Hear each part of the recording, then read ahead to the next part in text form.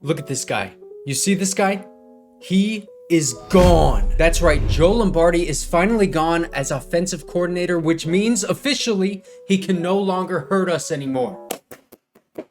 I know a lot of you guys wanted Brandon Staley out as well, but I think we can all agree that getting an entirely new offensive coaching staff was a necessity, especially after watching Justin Herbert be hamstrung by this terrible offense the entire year, and he was still breaking records. And I was one of those guys that was kind of on the fence. Do I want Brandon Staley or do I not? I don't know. I can see benefits and negatives both ways. But now that we know Brandon Staley is staying, whether you like it or not, what I want to know is who's going to step in and be the new offensive coordinator for the Chargers. And I made a list of a bunch of candidates that I think are, some pretty good candidates. And while I pull up this list, make sure to like and subscribe to the YouTube channel. And by the way, this is in no particular order. So let's go ahead and start off with Brian Johnson. Well, Brian Johnson is the Eagles quarterbacks coach, and the Eagles have the second best offense and fifth best passing offense by PFF. And Brian Johnson joined the Eagles last year after spending time in college coaching players like Kyle Pitts, Kyle Trask, Kadarius Toney, Dak Prescott. And in his first year as offensive coordinator for the Eagles with rookie Jalen Hurts, the Eagles were the 7th best offense and 19th best passing offense. Again, that's graded by PFF, while Jalen Hurts became the 8th quarterback in NFL history to have 3,000 passing yards and 750 rushing yards, while also having the 4th most explosive plays in the league. The Eagles offense is basically just like get the ball out quick, run a bunch of RPOs, and then throw it deep with dagger route concepts. Brian Johnson is only 35 years old, and he was a quarterback for Utah. And this is a fun fact. He was so good in college that he was actually the cover of NCAA football 2010. I mean, just for that alone, he should get this offensive coordinator spot. The only thing is, though, there are a bunch of people around the league, specifically like Adam Schefter, saying that he wouldn't be surprised to see this guy get some head coaching buzz. If he doesn't, I would love for this guy to be the Chargers offensive coordinator. Now, the next name is Zac Robinson. This guy was a quarterback drafted in the 2010 NFL draft by the Patriots, so that's a good sign right there already. And then after his time in the NFL, he was actually a senior analyst at PFF, and then in 2019, he was hired by the Rams. So, Zac Robinson right now is the Rams passing games coordinator and quarterbacks coach. Last year, the Rams had the 3rd best offense and 5th best passing offense in the NFL, and they won the Super Bowl in Matthew Stafford's first year. And Stafford had the best year of his career with 4,886 passing yards and 41 touchdowns. He initially joined the Rams in 2019 as the assistant quarterback coach, where the Rams with Jared Goff had the 9th best offense in the league. Again, with Jared Goff. Goofball. Then in 2020, he was the assistant wide receiver coach, where both Cooper Kupp and Robert Woods had 974 yards and 936 yards. And as a team, they finished 11th in passing offense and averaging 250 yards a game. Now, this year, they were the 25th best offense in the NFL and the 25th best passing offense in the NFL, graded by PFF. And they did have a couple of good games from Baker Mayfield. There were a lot of injuries, a lot of things going wrong with that Rams offense. The Rams offensive coordinator is now at Kentucky. But one thing that sticks out to me a lot is what Sean McVay said about Zac Robinson. He called him a rising star and said he's got such great ownership of the quarterback position.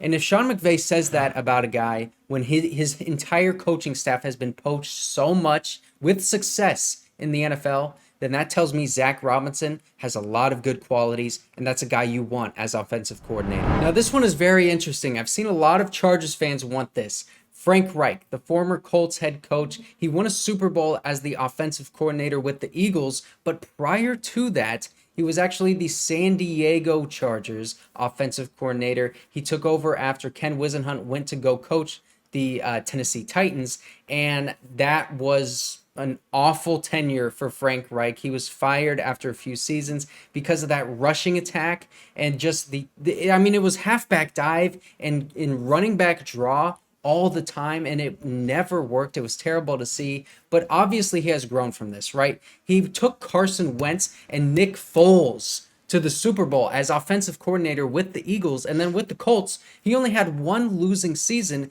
in his 5 years as head coach for the Colts. Andrew Luck had the best year of his career under Frank Reich. And this is a guy, Frank Reich, who made Carson Wentz and Jacoby Brissett look like good quarterbacks for the Colts. I mean, and then not to mention, again, like I said, he took Nick Foles to the Super Bowl and won. Frank Reich has grown so much as a coach since his time with the Chargers, so I'm not worried about that. What I am worried about is whether or not he's going to get a bigger or better opportunity with a different team to be the head coach, like the Texans. They could hire him. Now, this next one, a lot of Chargers fans are going to like. Joe Brady. Right now, he's the Bills quarterbacks coach under Brian Daboll, and that's a guy a lot of Chargers fans wanted in the last head coaching cycle where we ultimately hired Brandon Staley. But Joe Brady, he was a part of the best college offense ever at LSU, where he was the passing game coordinator when they had Joe Burrow, Jamar Chase, Justin Jefferson, Terrace Marshall, and Clyde Edwards-Helaire.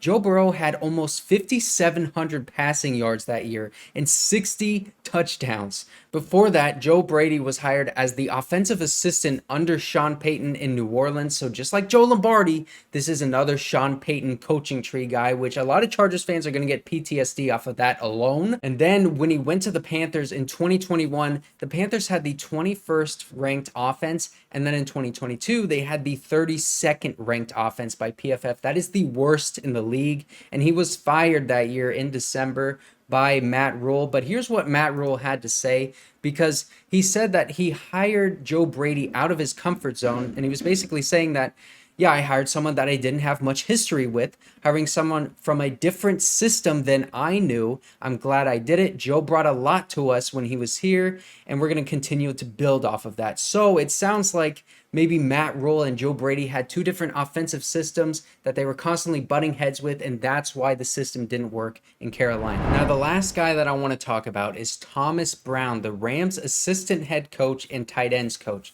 He's a former NFL running back and running back coach where he spent time in college coaching players like Melvin Gordon, Sony Michel, Travis Homer, DJ Dallas, Kevin Harris, and Gus Edwards. All of these guys are NFL running backs. And then in 2020, he joined the Rams and made them the 10th best rushing offense with all of the problems that the Rams have had in the backfield under the Sean McVay era. That is a big achievement for him. I think his leading rusher was Cam Akers, and Cam Akers was having talks of being cut this past season. There was a bunch of issues with that, so that just goes to show you how good of a coach he is to be able to get all of that out of that running back group. Even though he's only been in the league for 3 years, he is praised for his ability to connect with his players. And I think that may be the reason why he is able to get so much out of Cam Akers, because every Rams fan will tell you that Cam Akers has stirred up a lot of drama between him and Sean McVay.